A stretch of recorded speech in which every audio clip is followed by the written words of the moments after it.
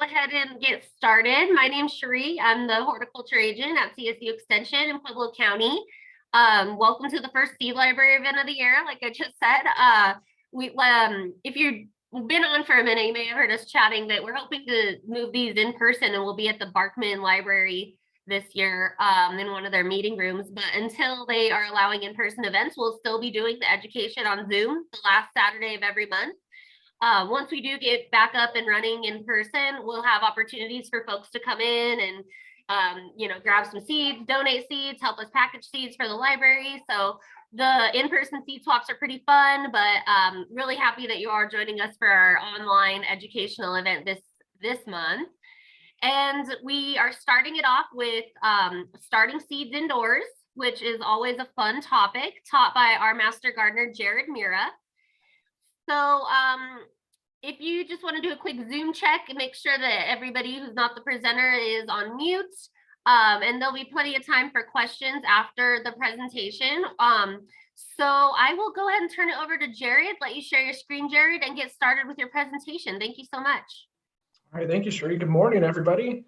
I was hopeful to see everybody in person, but obviously the one thing I've learned over the last 20 months or so is things change daily. So I appreciate everybody's patience and adaptability. I'm not going to operate this like I would a normal business meeting where I've learned over that same time period. I like to see people's faces. I'm not going to ask you to turn your cameras on because as soon as I start presenting, I lose all visual contact with you.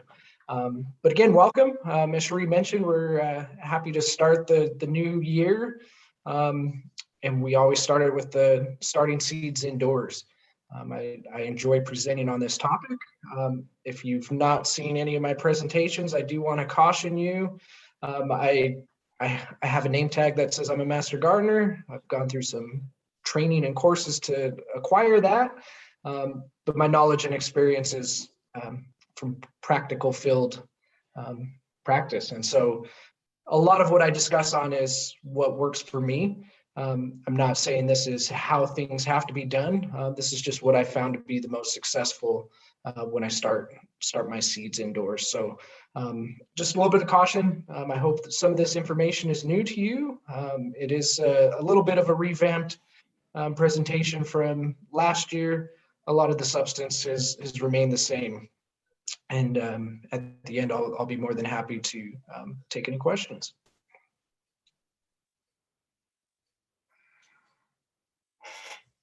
All right. Is everybody able to see my screen so far?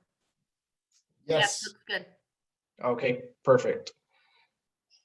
I'm hoping not to lose that. So again, welcome. Starting Seeds Indoors, presented by the Pueblo Grows Seed Lending Library in partnership with Colorado State University Extension and the Pueblo City County Library District. So why do we start seeds indoors? That's always been a good question. In my opinion, there's some benefits to starting seeds indoors, including but not limited to it's enjoyable. It's frustrating at times, but mostly enjoyable. It gives us a little bit more control and possibly having an earlier harvest. Gains a little bit of connection to our garden. And there's potential cost saving. Seed is typically relatively inexpensive. Growing medium also relatively inexpensive. We're not buying established plants from nurseries that we're paying for their care and cost to get them established.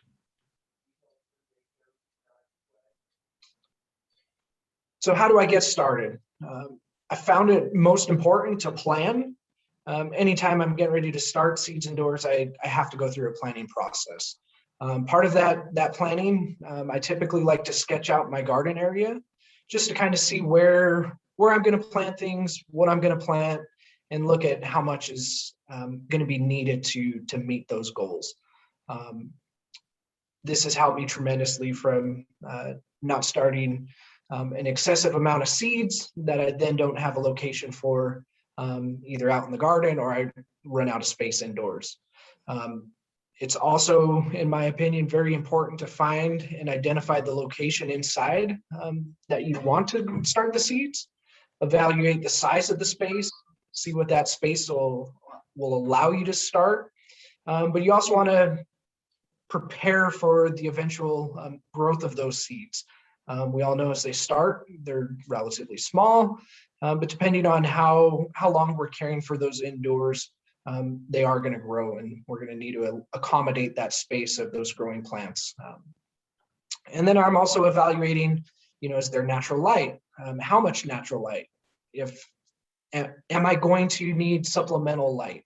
If I'm in a dark location, basement, closet, something that's not getting the adequate light, I have to plan for incorporating some sort of grow light. And so that also means I need an electrical source. Do I need hangers? Do I need some sort of stand to elevate those lights above my growing area? And then lastly, I always look at how am I going to nurture these plants? It's one thing to get them started. It's another thing to carry them through the entire process of growth indoors and getting them ready for transplant out in the garden. So this is just a little list I've prepared of what do I need to start seeds? Well, we need a container. It could be a seed tray, it could be something purchased, it could be something homemade, egg cartons, solo cups.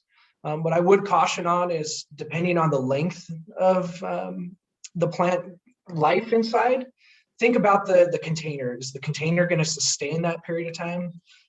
Something made out of newspaper or egg carton, something we found on YouTube or Pinterest, looks cool, does the job, but over a period of time, is that material going to degrade? Is it going to hold shape of the potting mix we have that's housing our plants? So that's always something that plays into my mind.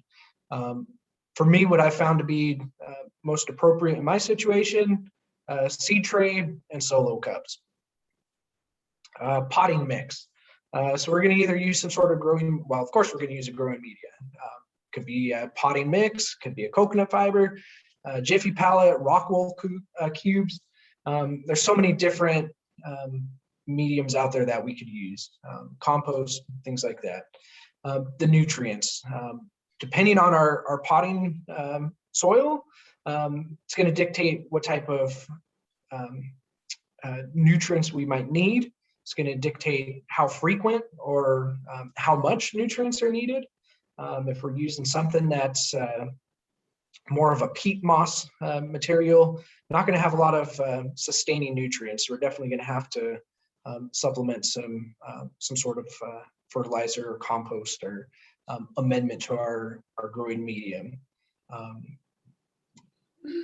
Seedling mat may not be necessary, but definitely could be helpful. What that is just a little electric heat pad to really kind of help that bottom heat of our peppers, tomatoes, get those roots really going, get that temperature up. It is wintertime still, may not feel like it currently, but it's definitely cold. So we want to make sure we're trying to achieve that optimum germination temperature. Grow lights. I always recommend some full spectrum. I've leaned towards LED here in the last 3 to 4 years. Not only are they more efficient, cost a little bit less to operate, but they're not promoting additional heat to my growing area. They stay a lot cooler than some of those incandescent bulbs, or if you're getting into the crazy high pressure sodium lamps or things like that. So we could achieve a high wattage with a low temperature on those lights. Plug-in timer. This has been one of the most helpful tools that I've incorporated into my operation. What it does, you just plug it into the outlet, plug your lamps into the timer. It's got some little pins that you press down to determine when it's going to turn on and turn off automatically. But it just saves the hassle of being halfway through your day and realizing, oh man, I forgot to turn on my lights. So it just helps sustain consistent light to our areas. I've also found this really helpful when using a seedling mat. You could turn that timer on. That way the mat doesn't stay on continuously. It's able to stop, cool down, come back up. That way it's not promoting excessive heat, drying out those plants in the containers. So how do I nurture my plants? Well, we want to have temperature. We want to try to control our temperature. Ideally for germination, we want about 5 to 10 degrees warmer than their optimal growth temperature. So really in that 65 to 85 degree range. As I've mentioned in years past, depending on what your house is, if you set the thermostat to 68, 70, 72, your house is a little bit colder, so you got to crank it up a little bit higher. That's all going to play into the temperature. So we want to really control that environment. So we want to make sure it's not falling below that 65 and really not exceeding that 85. We want to kind of find that happy medium in there. And then light. Once the plant's established, once the seedling has sprouted, it's going to need about 6 to 8 hours of light to sustain it. What I've been doing more consistently over the last several years, maybe even into the 5+ years, really trying to mimic what the light pattern is going into early May. So it might be a little bit more than the 6 to 8 hours of light. But that way in my mind, I'm really presenting those plants to what they should expect once they are transplanted.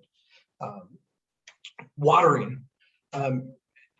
Those of you that have struggled with house plants, particularly me, maybe you don't struggle. Overwatering. Overwatering is one of the most common issues with indoor seedlings, and it's often worse than underwatering. Nutrients. So depending on the soil type, like I mentioned, peat-based mixes have the least amount of nutrients. Compost mediums, they're going to require less frequent feedings.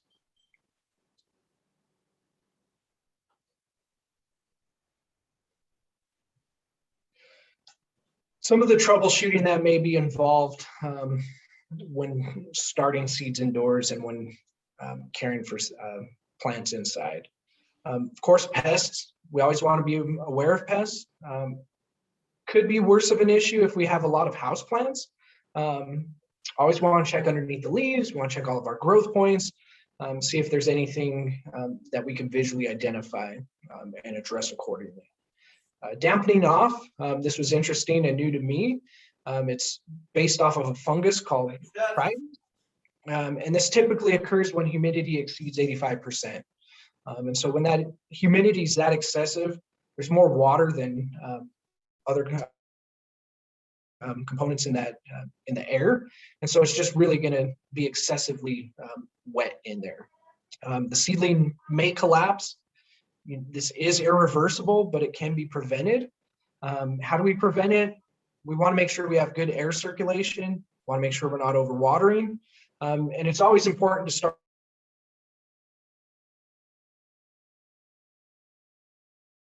soil media. Introduce, if the times we might want to remove some of that soil around that area if it's in a shared space. To get air circulation, we want to make sure we have some sort of fan if it's needed, if the air is kind of stagnant. We want to make sure if we're using a seedling tray in a greenhouse dome, we want to make sure that once those plants really pop through, germination has taken place. We want to make sure we're removing those domes. We want to make sure that we're not just restricting that airflow in there. If we're starting to see leggy and spindly plants, could be an issue with the lighting. What I've learned is it's best to rotate our plants to maintain even light distribution.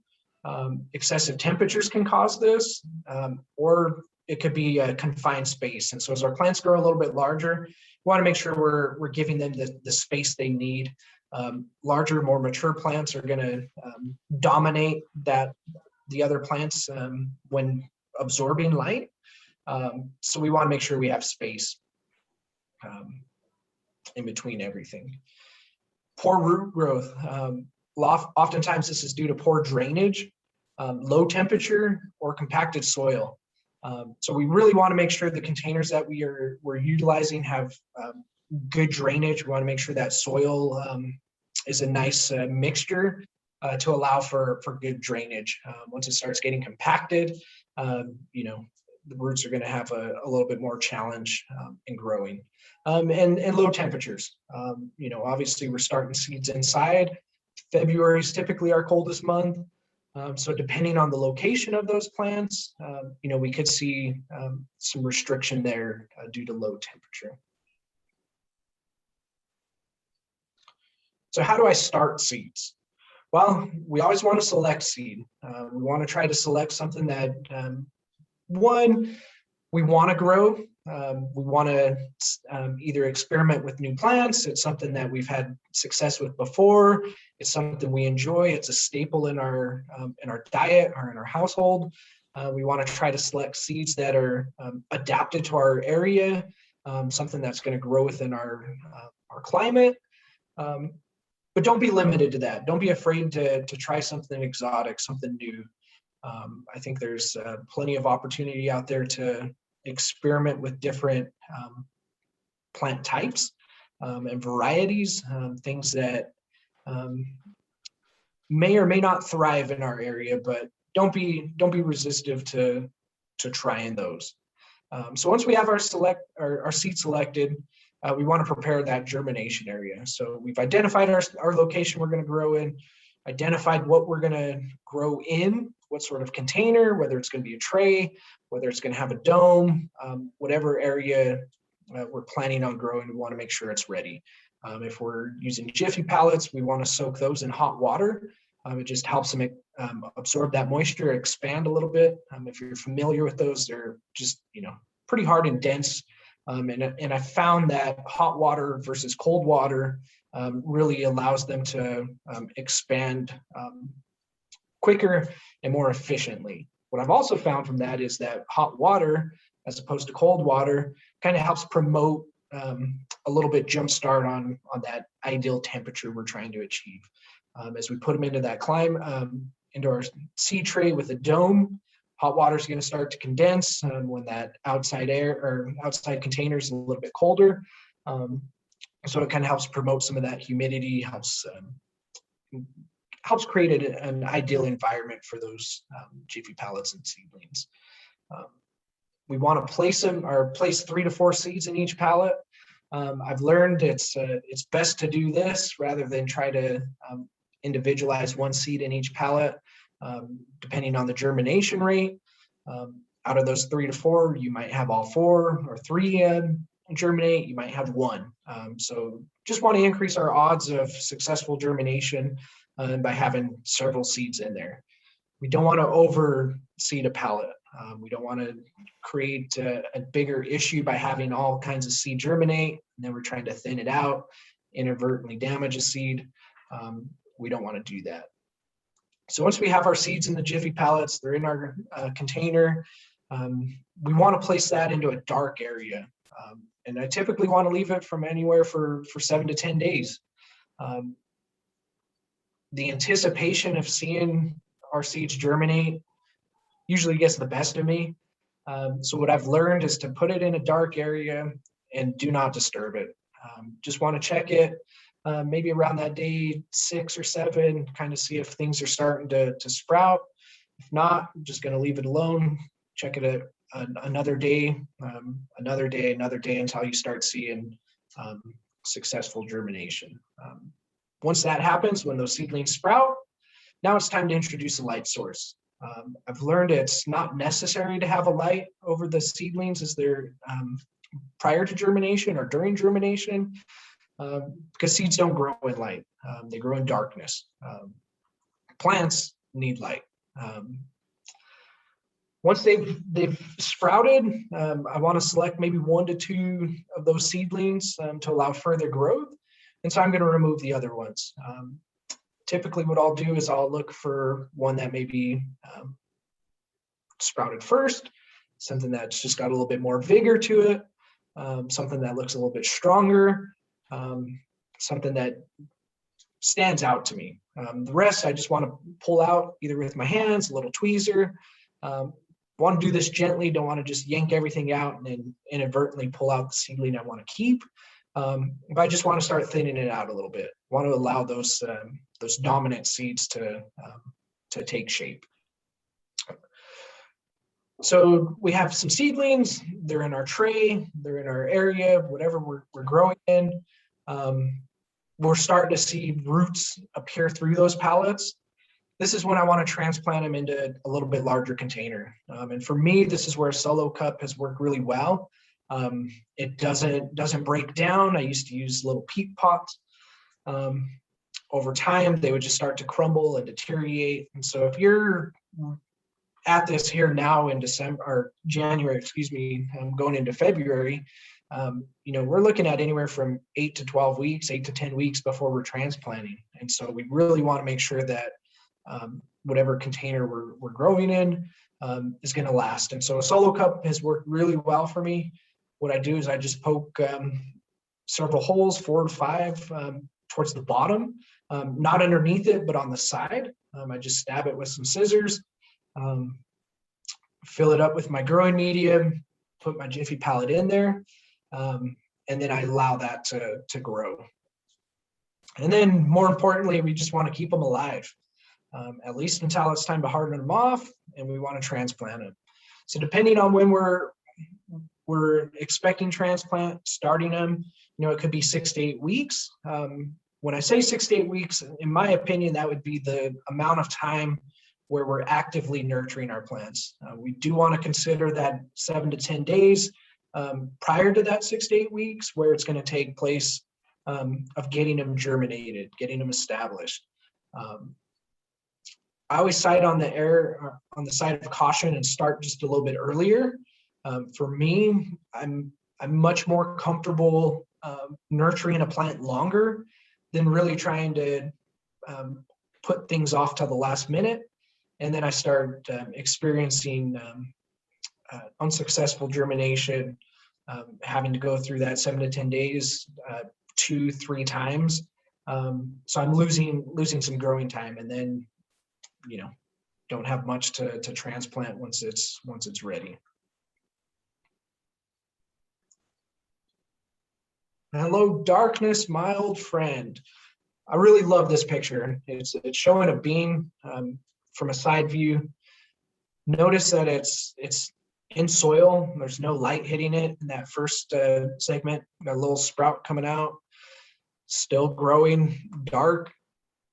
Once that seed pops through the soil, it's starting to look for light. So really, what I found to work best is just a really nice dark area.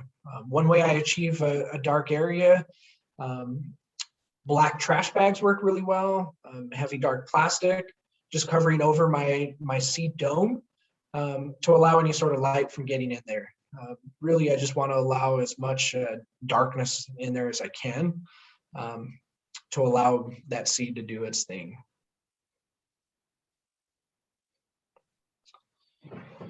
So when I'm mentioning a seed tray, this first picture on the left is a typical seed tray that I use. The little clear top on the top is the dome. Of course, the Jiffy pellets, and then we got some seed right there, a little tomato seed. A little bit closer zoom up of some tomato seed, the Jiffy pellets. For me, this is what works best. The picture on the right, this shows the solo cups that I use. These look like some chili in there, some sort of pepper. Once I have them germinated and sprouted in the Jiffy pellet, I just transplant that Jiffy pellet right into that solo cup.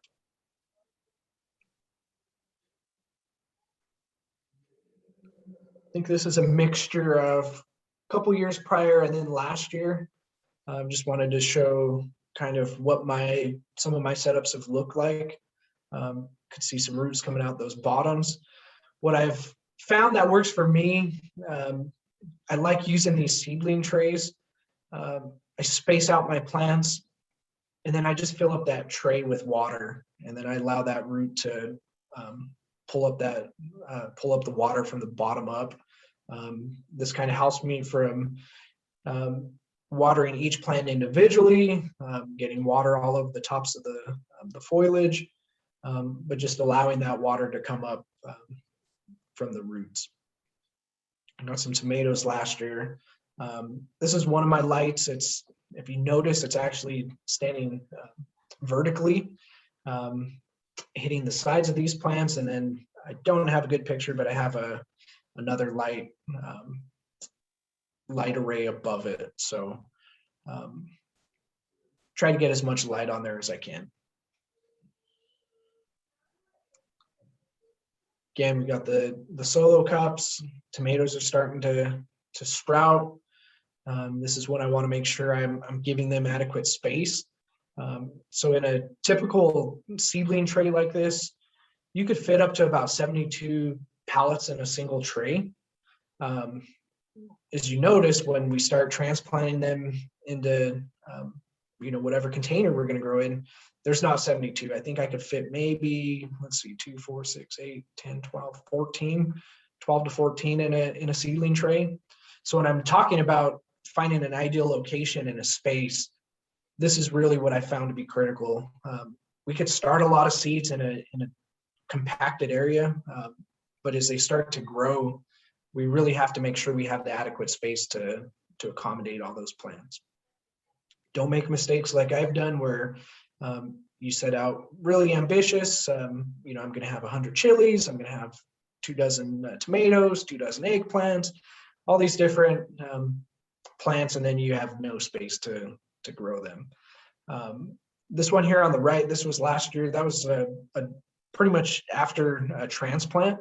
You can see there's a little chili already forming, some other little buds forming. So that was taking place indoors. As I start to transplant them, that's where we're getting a jump on the season. This would have been early May. So I'm not harvesting, end of July, middle of August. I'm harvesting end of June into July. These are some of the tomatoes. They can get quite large depending on how early you're starting them indoors. So definitely keep in mind, again, the space and then really the location when you start to transplant. I'm going to take it off of share. So that's pretty much everything. I know I didn't cover seed selection or what I typically would start indoors, but I would caution you, some plants do a lot better transplanted than as opposed to those that do much better directly sown. So I'm not going to waste my time, starting corn indoors, starting radish indoors. I'm really focused, and I've narrowed down my selection to tomatoes, peppers, and eggplants. That's pretty much all I start indoors. Every now and then I'll do some basil just to get a little jump on that. But I try not to do things that, in my opinion, don't need to be started indoors. That was a really great presentation. What a good way to start off the year. Does anybody have any questions for Jared? I want to say my little thing about Seed Library. Sure, go right ahead. I just wanted to say, and Jared, that was great. I've seen 2 of your presentations and I love your new PowerPoint, especially the Hello Darkness quote. That was funny. Just wanted to say something about the seed library. And if you saved seeds from last year, we kind of dropped the ball on we're supposed to have prizes. So we're going to give you a deadline, I think about March 1st. If you can turn your seeds in by then with your name and stuff, you'll be entered to win a prize in a drawing. And some of the prizes, we have a little Jiffy. Oh, that's the problem with my screen. in my background. This is a little Jiffy thing with the little peat pots in there. And so that's one. We've got the seed garden book, which tells you everything you ever need to know about growing for seed and saving seed. And we've got some little lights, not LED, I think, and then a heating mat, and there might be more. So that's coming up. I also wanted to say the seed kits were, our goal is March 21st. So if you're starting indoors, that's a little late. But we're going to try to get tomatoes and peppers into Rawlings soon, if there aren't any already. And I also wanted to say, if you do set up where you get too many starts, like for me, I'm really a beginner at starting indoors, so I always do more in case they fail. But if you have too many, you can donate them to Shed for the plant sale, which will be May 7th. And even if you have your table set up and you're at a stage where you suddenly are like, oh, I started too many in the little Jiffy pots, and now I don't have room on my table for the bigger things, those two, we can probably find a home for them so somebody else can take them to the end and bring them to the plant sale. And that's it. Awesome. Thanks, Christina. Derek? Yeah, I have a quick question about the peat pots or the little pellets. Jared, is it beneficial to soak the pellets in any type of a growth solution so that my seeds will start better? That's a great question. I don't have experience with that. My mind has not even thought about that, to be honest with you. I don't see why it, I don't know. I don't see that it would hurt anything, but I'm not too sure what the benefits would be. Yeah, I've tried before with fish emulsion and it turned into a really smelly affair.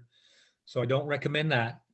And so that's why I'm asking some other advice, like what else can I use to put a nutrient into basically to soak it into the pellet as it expands.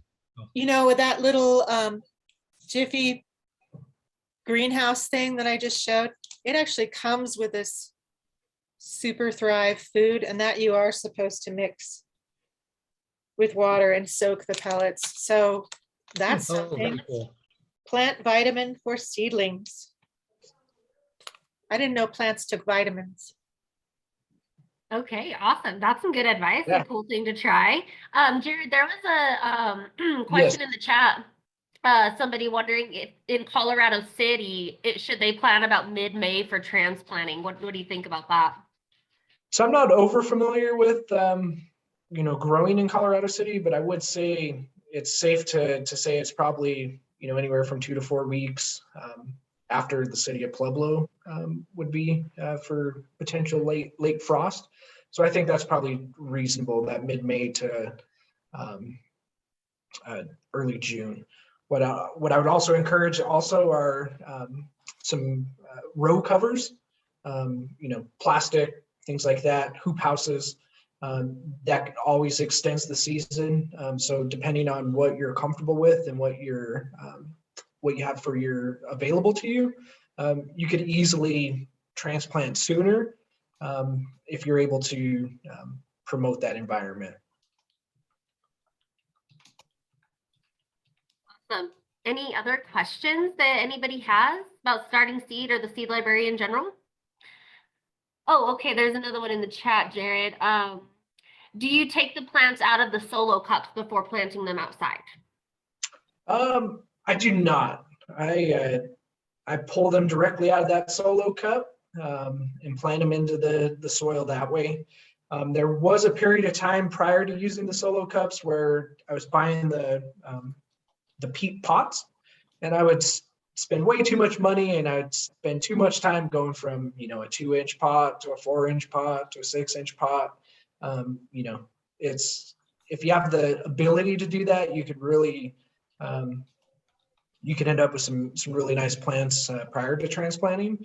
But for me, it just works best putting them in the solo cup. What I would mention on, you know, like tomatoes specifically, the first set of leaves we see on there are still part of the root system. So I try not to transplant a really long or leggy looking seedling. But what I do is I'll just fill maybe an inch or so of in the solo cup with soil. I'll put this Jiffy pot on there. That way that first set of leaves that I'm seeing is closer to the top. And then I cover that with the rest of that with dirt. So the whole stem is dirt. And then that all just becomes part of that root system. That just kind of has helped me from setting a tomato, you know, higher up, and then having it real sticking out above the container, being mostly root system. Well, that's good advice. Christina? I don't know if you do this or not, Jared, but could you talk about hardening off? Hardening off. So I didn't really get into hardening off.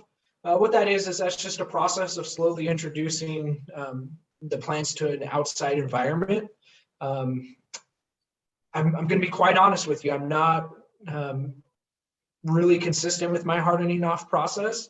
There were periods of times where, you know, I would take seeds out early in the morning before work, come home after about an hour of work, bring them back inside, do that over a period of a few days, and then start increasing the length of time that they would spend outside. But really, it's just gradually introducing them to more and more exposure of outside climates. Obviously, the sun's going to be a lot more powerful than indoor grow lights. And so it's just getting them adjusted to that, getting them adjusted to the fresh breeze, the fluctuation in climates. Thank you. And I think there's one about sterile growing medium. So what I mean by that is I try to buy a fresh bag of mix each year. There was a period of time where I would recycle some of my growing medium. That didn't work out for me. Introduced a lot of bacteria, things like that, that didn't benefit my seedlings. So just having something fresh. Compost, to get sterile compost, you know, if you're purchasing it, you know, it's more than likely going to be a little sterile. If you're getting it from, or I guess maybe from, you know, like Fox's or some sort of a hardware store, if you're getting compost from, you know, the Rock Yard or some sort of gravel company, it's probably not going to be sterile. They should have fact sheets if you are going that route. I've not had experience using, you know, that type of compost, horse manure, things like that. I wouldn't recommend them for germination. I used to get caught up in, I got to make some compost tea. I got to have worm castings. I got to have all this stuff in there. It's really great to do. But for me, it just took away from the basic, you know, potting mix, get things growing, take care of them. That's really been what I do.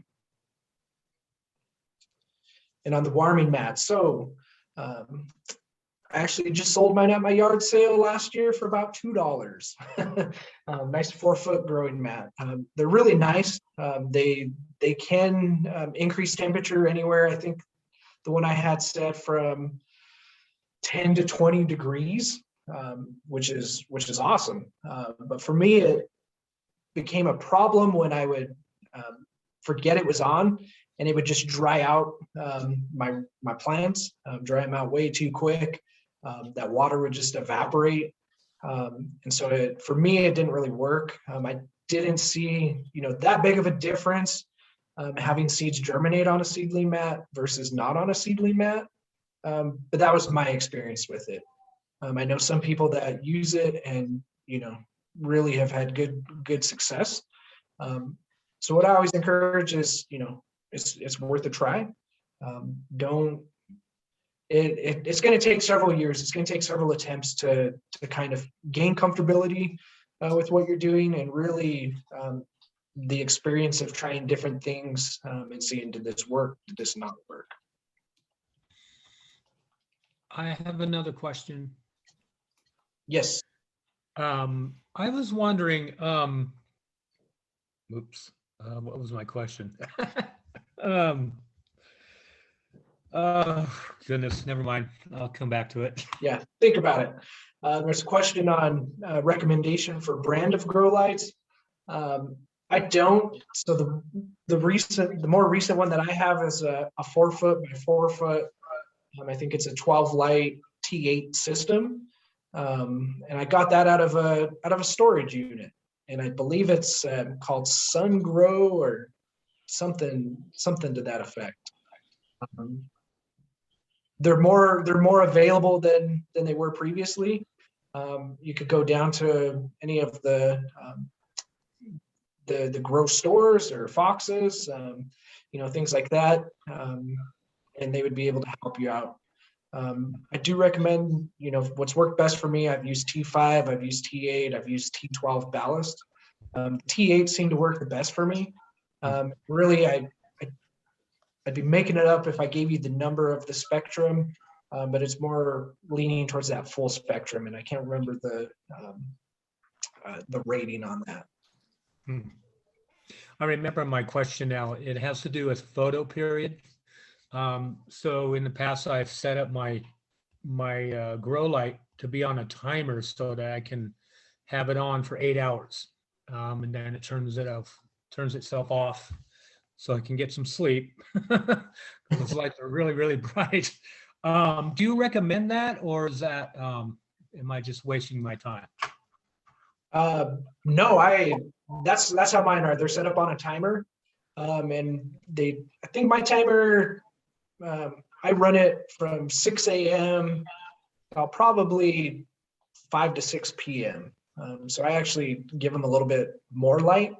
Whenever we have a light system, we want to have them close, as close to the plants as we can. Obviously, we don't want them to burn the plants or anything like that. But we want them to slowly rise as those plants grow with them. So I've made different systems, some 2x4s and a couple ballasts, sitting up, little sawhorse type thing above my trays. On the ballast, I'll put some rope, some chain, attach it to my lights, and then I just kind of raise them up as they grow. But I found anywhere from 1 to 3 inches above plants seemed to have been ideal for me.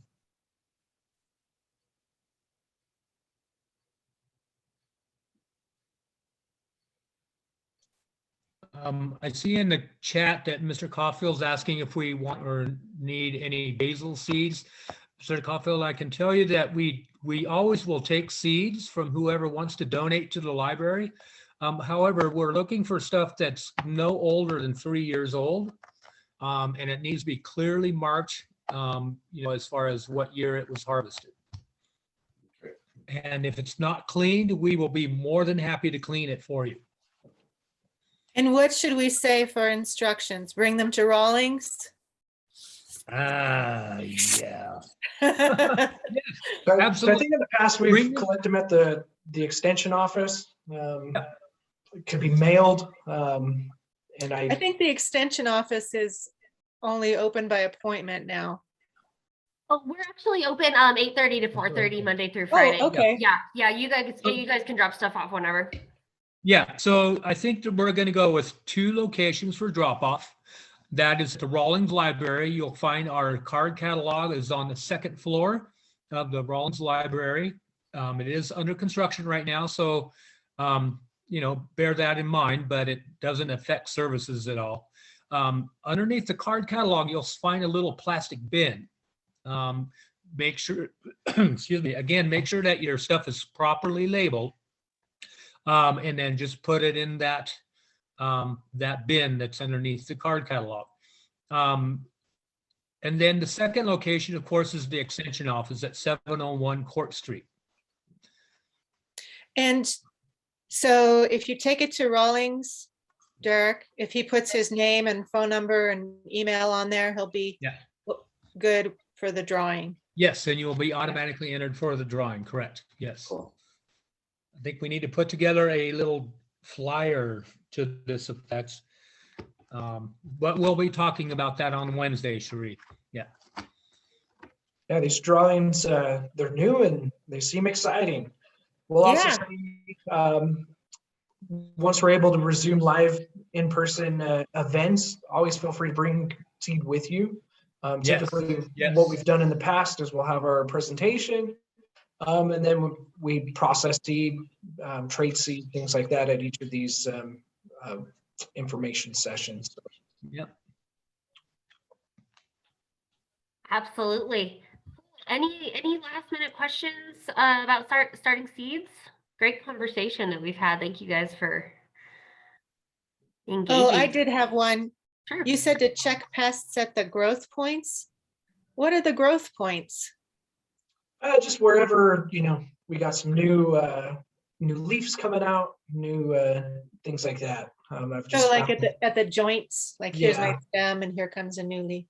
I'm probably the least educated master gardener. So everything, it's been so long since I've taken the course, I can't identify, Well, I'm plant. asking too.